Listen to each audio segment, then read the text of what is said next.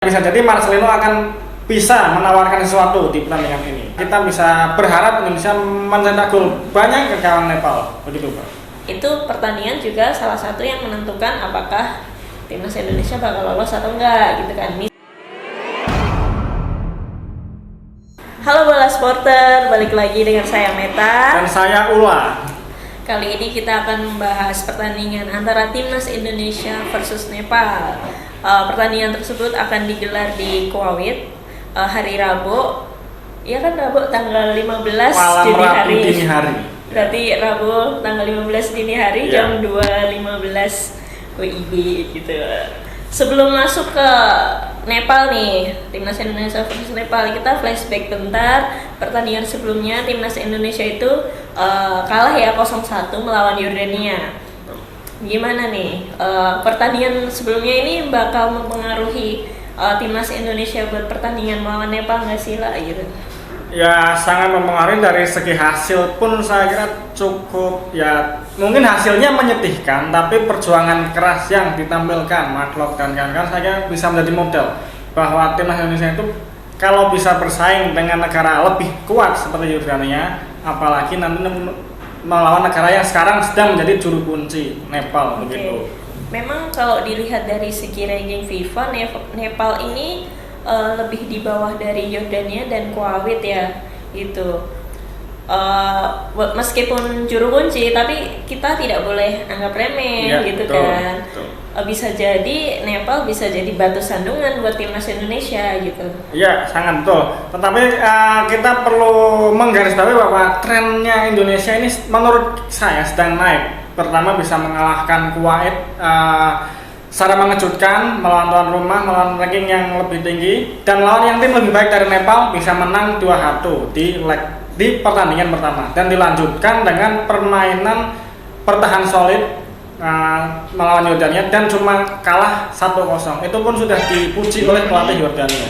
Jadi melawan Nepal kita perlu menunggu permainan lebih menyerang, permainan lebih dominan dari timnas Indonesia. Kalau si Ula tadi menyebut permainan lebih menyerang dan lebih dominan, apakah kira-kira pelatih Sintayong nanti bakal menggunakan 5 back melawan Nepal seperti melawan Yordania? Ya, 5 back ini sering digunakan Sintayong, 3 back tengah, 2 wing back gitu kan.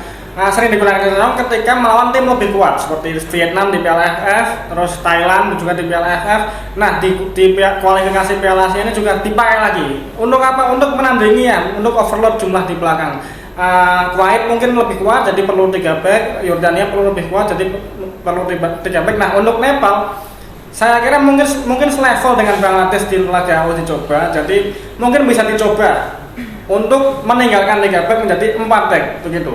Mbak Meta. Berarti prediksinya bakal langsung tampil lebih menyerang nih melawan Nepal. Saya kira menurut menurut skenario, menurut peluang kelolosan kita akan lebih bagus jika kita mencetak gol sebanyak-banyaknya di Nepal. Jadi kalau mengandalkan 3 back kita akan kekurangan di lini tengah dan lini depan. Jadi mungkin Sintayong ada baiknya memasukkan pemain yang punya fantasi seperti Marcelino Ferdinand kemarin sudah dicoba beberapa menit.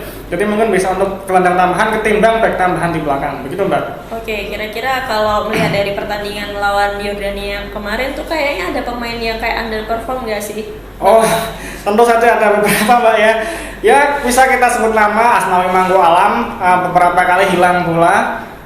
Juga beberapa kali hilang kontrol. Jadi Asnawi seharusnya itu upgrade dari Irianto dalam hal penyerangan. Tapi ketika Asnawi masuk justru Indonesia tidak pernah bisa menyerang lewat kanan begitu. Terus ada juga Irfan Jaya di sayap kiri. Ternyata dia tidak bisa menyajikan daya ledak seperti di Piala AFF. Dimulai dari laga Kuwait itu juga cuma main 45 menit. Di babak pertama langsung digantikan dan hasilnya lebih bagus. Dan di lawan Yordania masuk di babak kedua dan tidak mampu memberikan gigitan dari sayap kiri pula. Jadi justru serangan Indonesia di sisi kiri lewat ofensifnya Pratama Arhan atau lemparan jauhnya Pratama Arhan. Jadi Irfan Jaya dan Asnawi termasuk yang paling flop kemarin di laga Yordania. Oke, kan kita udah sedikit membahas melawan Yordania nih. Nah kita kira-kira akan masuk ke ini prediksi pemain yang bakal diturunkan Sintayong. Nah melihat dari pertandingan melawan Yordania kan si Ula udah menyebut kayak 2 pemain yang underperform nih. Nah kan ada si Irfan Jaya sama Asnawi Mangkualam. Nah Asnawi Mangkualam kan melawan Yordania itu menggantikan Irianto kan. Nah sedangkan Irianto itu menurut saya tampil bagus. Iya, melawan Kuwait. Apalagi melawan Kuwait itu dia cetak gol sama yang bikin penalti kan. Iya. Gitu. Asis Nanti kira-kira kalau misal formasi 4 back gitu, Irianto bisa nggak sih gantiin posisi Asnawi Mangkualam gitu? Sebenarnya secara kondisi itu mungkin Irianto lebih fit, lebih bugar dibanding Asnawi yang baru cedera hamstring ya begitu ya. Tapi perlu kita lihat dulu stamina-nya dia karena baru main 2 kali 90 menit melawan Yordania dan Kuwait dalam waktu berdekatan. Dan untuk tim yang butuh tampil lebih banyak menyerang, Irianto tidak menawarkan ofensif yang lebih bagus daripada Asnawi. Jadi ini Sintayong perlu memikirkan ulang apakah tetap bertahan dengan Irianto atau memainkan Asnawi yang flop tapi punya daya ofensif lebih bagus dibanding Irianto begitu, Mbak. Oke, berarti ini dilema ya bakal nih buat Sintayong ini. Nah, kira-kira nanti di Nadeo ya pasti udah fix mengunci penjaga gawang, kemarin sudah membuktikan kelebihannya, save penalti juga gitu. Kira-kira 2 back di tengah apakah Rizky Ridho apa Elkan Bagot atau Fahrudin? Kita lihat Fahrudin itu kemarin sempat ditarik keluar oleh Sintayong melawan Bangladesh gara-gara ya sudah capek di SEA Games dan umurnya juga sudah 32. Jadi mungkin ini setelah 2 kali 90 menit mungkin akan, kalaupun ada back yang disisihkan ya paling mungkin menurut saya Fahrudin Arianto. Jadi kalau memang memakai format 4 back, jadi mungkin back tengahnya Rizky Ridho dan Elkan Bagot begitu, Mbak. Berarti back kirinya masih Pratama Arhan nih. Otomatis begitu kalau tidak cedera ya. Oke, berarti kita lanjut ke lini tengah nih, ada Maklok kan. Kira-kira ada rotasi nggak nih di lini tengah? Maklok cukup tampil solid sih. Maklok dan Niki Kambuaya ini menurut saya belum tergantikan di skema Sintayong. Harus Niki Kambuaya dari PLFF bisa membuktikan punya daya bawa bola yang bagus. Maklok bisa jadi gelandang pertahan yang bisa membagi bola lebih bagus. Satu gelandang perlu dipilih lagi seandainya Sintayong memakai 4 back. Nah, satu gelandang ini perlu dicari apakah Syahrian Abdulmanyu, apakah Marcelino Ferdinand. Tapi kalau melihat pertandingan melawan Yordania, Marcelino Ferdinand sudah dicoba beberapa menit walaupun belum memberi dampak. Tapi melihat level Nepal yang di bawah Yordania, bisa jadi Marcelino akan bisa menawarkan sesuatu di pertandingan ini. Kalau kemungkinan Stefano Lillipali main? Stefano Lillipali main, kalaupun bermain mungkin tidak akan bermain di lini tengah, tapi di lini terdepan begitu. Seperti pada laga pertama melawan Kuwait, begitu, Mbak. Oke. Nah, kalau di lini depan nih, lanjut lini depan kayaknya kurang nih. Selalu kurang. Jadi mungkin Indonesia sekarang sedang terbuncit di klasemen runner-up karena poinnya kalah dan karena selisih golnya rendah begitu, Mbak ya. Untuk lini depan ya otomatis satu tempat mungkin sudah dimiliki Sadil Ramdhani di sayap kanan ya, karena dia beberapa kali mengancam Kuwait dan punya pengalaman bermain abroad juga, jadi ya sedikit lebih paham bagaimana sepak bola internasional.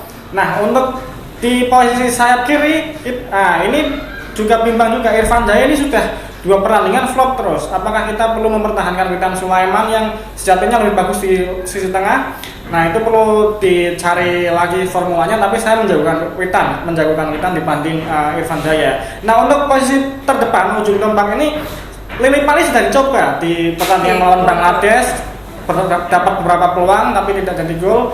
Lawan Kuwait juga Lillipali jadi pemain terdepan walaupun cuma bisa pressing ya, tidak mendapat peluang gitu. Nah, mengingat kemarin di Mas Derajat, M. Raffi juga tidak terlalu bagus di lawan Yordania, saya pikir akan dikembalikan ke Lillipali di lini depan, gitu Mbak. Oke, berarti itu ya prediksi buat timnas Indonesia melawan Nepal besok.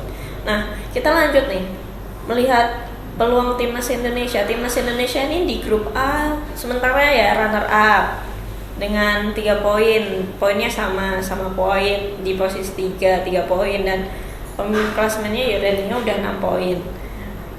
Ini peluangnya susah atau berat nih gitu untuk lolos ke putaran final gitu? Ya mungkin gampang susah aja, Mbak ya, karena keberuntungan juga sih. Karena begini, Mbak, Nepal itu sudah terbukti ya menjadi tim juru kunci, tim yang kebobolan paling banyak dan belum meraih poin melawan dua tim terkuat. Nah, Indonesia ini posisinya apakah lebih kuat dari Kuwait atau di bawah Kuwait dalam hal melawan Nepal? Kuwait bisa mengalahkan Nepal, Indonesia bisa mengalahkan Kuwait. Jadi secara otomatis, secara matematis seharusnya Indonesia bisa mengalahkan Nepal. Terlebih saya dengar Nepal itu tidak ditentukan beberapa pemain terbaik termasuk Rohit Chan yang malah main di Piala Presiden. Jadi kita bisa berharap Indonesia mencetak gol banyak ke gawang Nepal. Begitu, Pak. Nah, harapannya kan emang kita menang ya, melawan Nepal dengan catatan gol yang banyak, mengingat kita selisih golnya 0 ya kalau nggak salah gitu kan. Nah, terus misal nih kan di pertandingan yang lain tuh ada Yordania melawan Kuwait nih. Nah, itu pertandingan juga salah satu yang menentukan apakah timnas Indonesia bakal lolos atau enggak gitu kan. Misalkan timnas Indonesia itu imbang atau tidak menang tuh kan otomatis sudah gugur ya. Berarti mau tidak mau kan misal. Jadi sebenarnya Indonesia itu hanya perlu meraih hasil lebih baik dibanding Kuwait. Begitu. Jadi kalau Indonesia imbang, Kuwait kalah, ya Indonesia runner up. Masalahnya Kuwait baru menemukan performa kembali melawan Nepal. Jadi ada kemungkinan dia bisa mengimbangi atau mengalahkan Yordania. Begitu, kalau mengalahkan Yordania berarti kan. Nah, kalau mengalahkan Yordania berarti perlu ada permutasi rumit ya, karena sama-sama 6 poin nanti. 6 poin nanti jadi ada klasemen mini melawan Nepal nggak dihitung gitu. Ya, jadi nanti rumit nih gitu. Nah, kemungkinan terburuk misal nih timnas Indonesia finish di runner up grup A. Dan itu masih diadu lagi kan, karena hanya ada 5 runner up terbaik yang bisa lolos di grup-grup lain. Sementara di klasemen runner up terbaik, timnas Indonesia itu ada di posisi juri kunci nomor 6. Di atas Indonesia ada Malaysia dengan mengkoleksi udah 3 poin tapi masih unggul selisih gol dengan Indonesia. Terus ada lagi Filipina udah 4 poin, sementara 3 yang lainnya tuh udah 6 poin seperti itu. Dan Malaysia pertandingan terakhirnya lawan Bangladesh gitu kan. Nah, Filipina ini agak berat melawan Palestina yang jadi pemimpin grup gitu. Peluangnya gimana nih kalau misal lihat di runner up gitu, terbaik gitu? Ya, tentu saja kita perlu berharap yang terbaik dari klub-klub musuhnya pesaing kita ya, tim-tim pesaingnya kita ya. Kita perlu berharap Thailand, Kyrgyzstan, siapa lagi itu ya, untuk kalah di laga terakhir dan mengurangi produktivitas gol mereka. Sebenarnya kita berharap mencetak gol sebanyak mungkin gawang Nepal. Tapi Mbak, satu hal yang perlu kita cermati, Mbak, kick off pertandingan Indonesia melawan Nepal itu adalah yang paling akhir di antara seluruh pertandingan kualifikasi lain. Jadi kita bisa melihat dulu hasil grup lain, apakah Kuwait menang atau imbang melawan Yordania, apakah Malaysia menang melawan musuhnya, apakah Thailand mendapat poin tambahan, begitu. Jadi kita bisa ya mengkalkulasi perhitungan grup lain untuk mengatur tenaga, apakah perlu all out melawan Nepal atau cukup imbang saja, begitu, Mbak. Tapi untuk lebih amannya kita berharap timnas Indonesia menang dengan skor banyak dan bisa lolos ke Piala Asia, begitu kan. Udah lama ya kita nggak lolos ke Piala Asia gitu kan.